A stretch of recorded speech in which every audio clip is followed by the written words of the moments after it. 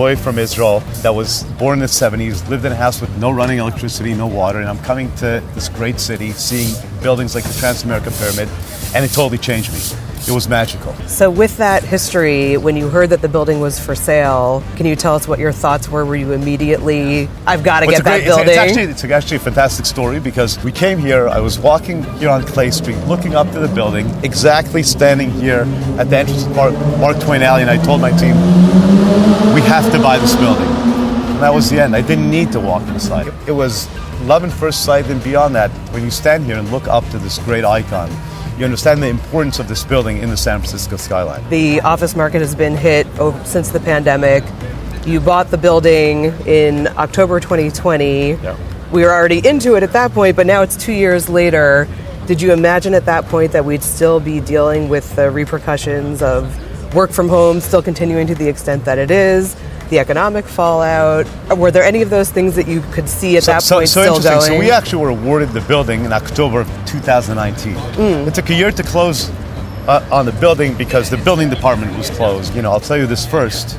The rents that we're getting in this building today are double what we got before COVID. We have more activity here than we've ever had before COVID, which is very much in line with what is going on now in the office market, right? The office market is not dead. The bad stuff is dead, and the good stuff is not only alive and thriving. Can you say what percent of the building is leased? I believe around 80%, but don't hold me to that. And once we're done with the redevelopment of this project, every piece of retail here is going to be filled with either ice cream shops or restaurants or activities for the whole family. We want the people of San Francisco to come here to the park and enjoy the pyramid, not just take photos of it from 2 miles away, because obviously you can see this building everywhere. Now, at the very top of the pyramid is going to be this new bar offering that had been an office before, and it's going to be turned into this bar that will only be for tenants in the building. Is that right? That's correct. So the amenities on the ground floor are open to the public, and everything above the ground floor is exclusive for the residences. And why did you decide that the very top of the building should be this amenity that's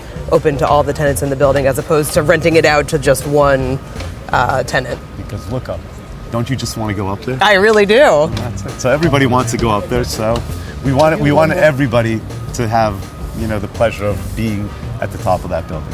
I think that the true difference between owning the pyramid and owning any other building is that while we own the building really belongs to the people of San Francisco. We're merely a custodian of this true icon.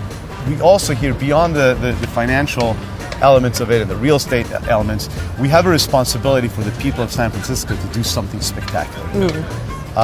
That obviously creates another layer of sophistication and design that we're executing now. That execution is looking at around $400 million. Correct. We have a total investment of over $1 billion in this full city block. Remember, you have the Transamerica Pyramid, 2 Transamerica, and the future home of 3 Transamerica, which will be the new office building, also designed by Lord Norman Foster. I'm wondering, with that kind of an investment, has it been a hard sell to your financial backers, given everything that's going on in the office market, to say, hey, I need $1 billion to complete this project? Again, you look up. My partners in this building and other buildings, but particularly in this building, have been extremely happy with our acquisition.